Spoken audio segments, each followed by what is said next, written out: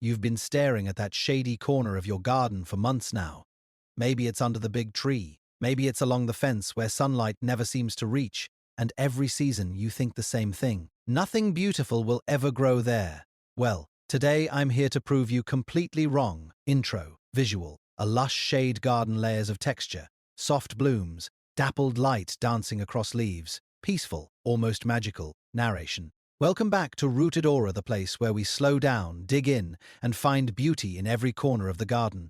And today, we're going somewhere most gardeners are afraid to go, the shade. Now, I know what you might be thinking. Shade means boring. Shade means nothing blooms. Shade means I'm stuck with weeds and bare dirt. But here's what I've learned after years of gardening: in every kind of light, shade isn't a limitation. It's an invitation. An invitation to discover some of the most quietly spectacular plants on the planet. Today, I'm walking you through 15 shade-loving perennials that come back year after year without you ever replanting them. Some bloom in spring, some in summer, some will surprise you in the middle of autumn when you least expect it. And all of them thrive, genuinely thrive, with little to no direct sun. So grab your tea, settle in, and let's transform that forgotten corner into the most enchanting spot in your entire garden. Main content: the 15 plants. Number 1, Astilbe SPP. Visual: feathery plumes in shades of rose, coral, and white, rising above fine ferny foliage in soft morning light.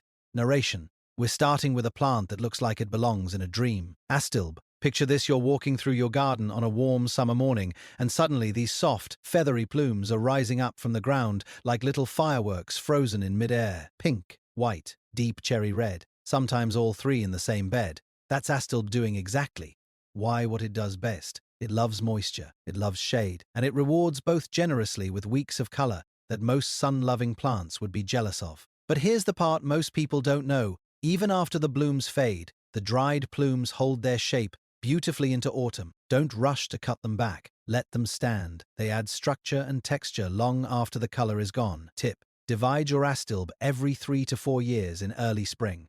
It keeps the plant healthy and gives you more to spread around the garden. Number 2, Bleeding Heart, Lamprocapnos spectabilis. Visual: arching stems hung with perfect pink heart-shaped flowers, gently swaying. Soft focus background of green shade. Narration: if Astilbe is the dream, then Bleeding Heart is the love letter. There is genuinely nothing else in the garden that looks like this: those delicate, heart-shaped blooms dangling from arching stems like tiny pendants on a necklace. It's romantic in a way that's hard to explain until you see it in person.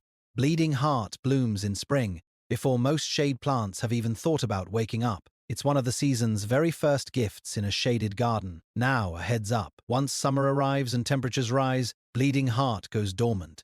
It quietly fades away until next year. Don't panic, and don't dig it up thinking it's dead. Tip: plant hostas or ferns nearby to fill that gap naturally. By the time Bleeding Heart disappears, they'll be stepping into the spotlight. It's called layering, and it's the secret language of shade gardens. Number 3, Hosta, Hosta species. Visual: bold, ribbed leaves in every shade of green, gold, and blue, some with creamy white edges, a living tapestry.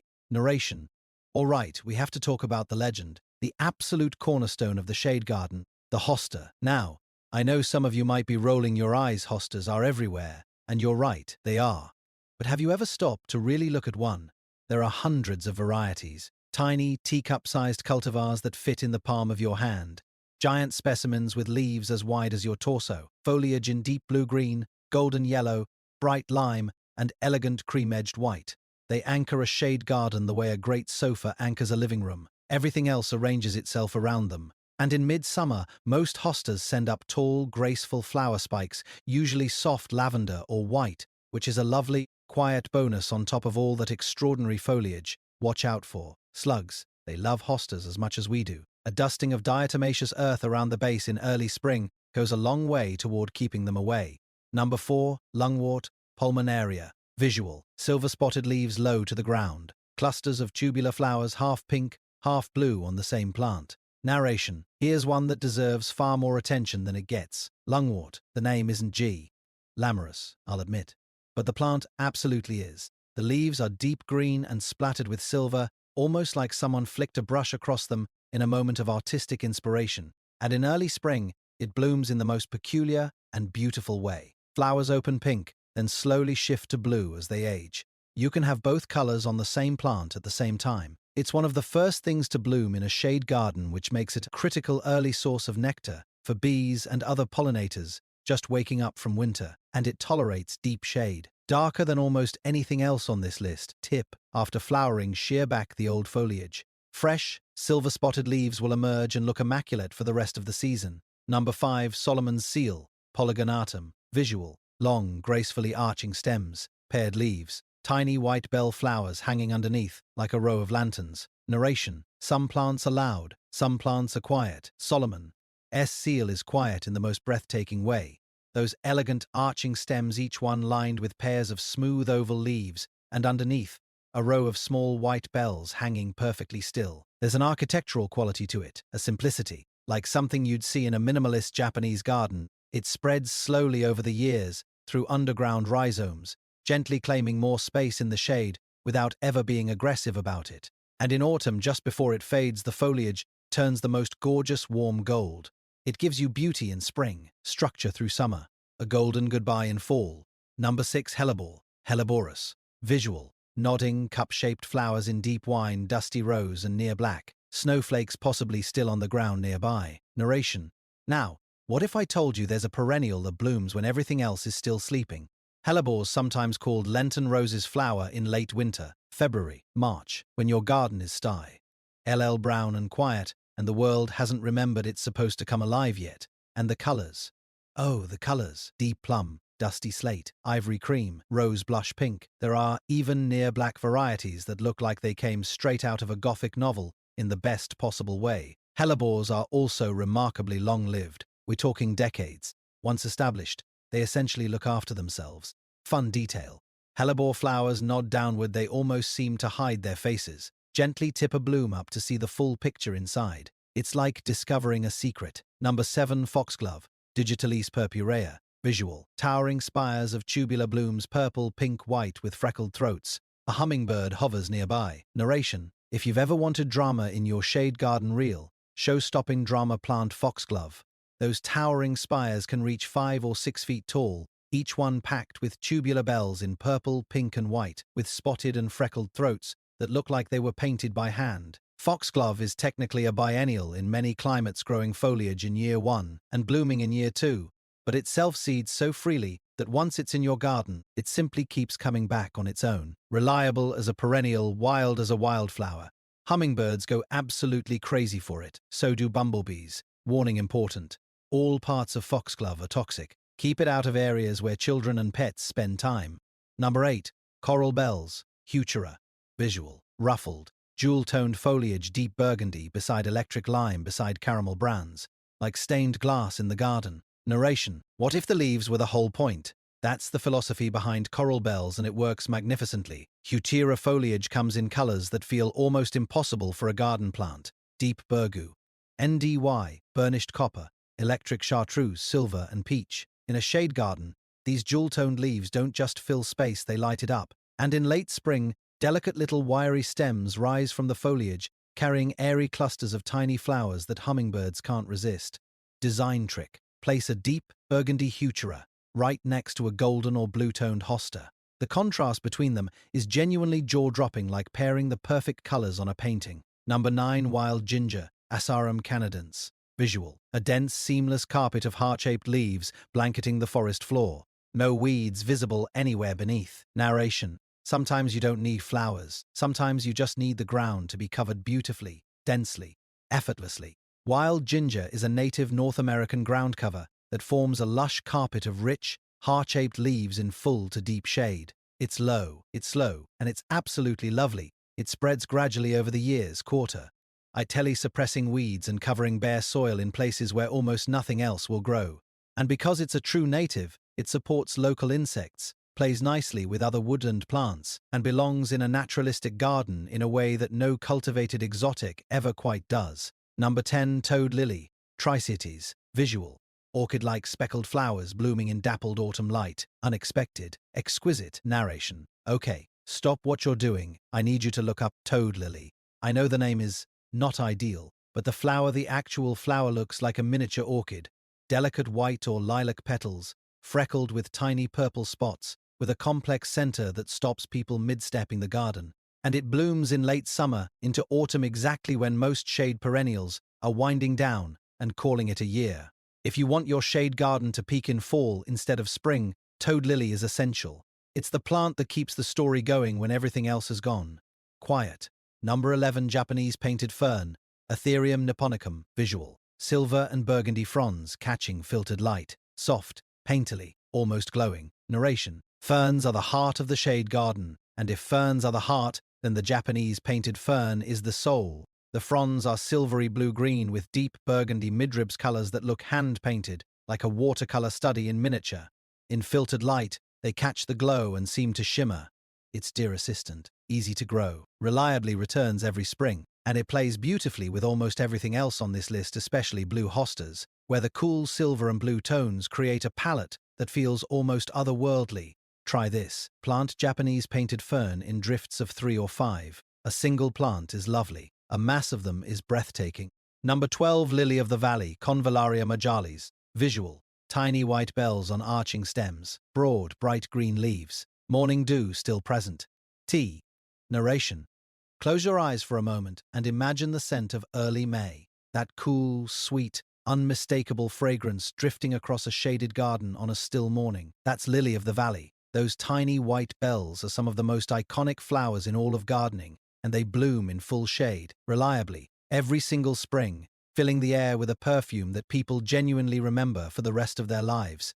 Over time, it spreads by underground runners to form a fragrant ground cover under trees and along woodland paths. Worth knowing, Lily of the Valley can spread enthusiastically once established. Give it a spot where it has room to roam freely, it becomes a feature, not a problem. Number 13, Foam Flower, Tyrella, visual. Delicate spikes of white flowers floating like sea foam above lobed, burgundy-veined leaves. Narration, the name says it all. Foam flower earns every syllable of it. Those soft, frothy flower spikes in spring genuinely look like foam, like something gentle and ephemeral that might dissolve in the morning light. Beneath them, the leaves are deeply lobed and often patterned with dark burgundy along the veins, striking and beautiful, even when the plant isn't in bloom. It's a native North American wildflower, which means it belongs in woodland-style gardens in a deep ecological sense. It self-seeds gently over time, quietly spreading without ever being pushy about it. Number 14, Epimedium, Epimedium spp, visual. Heart-shaped leaves flushed with red and bronze in spring.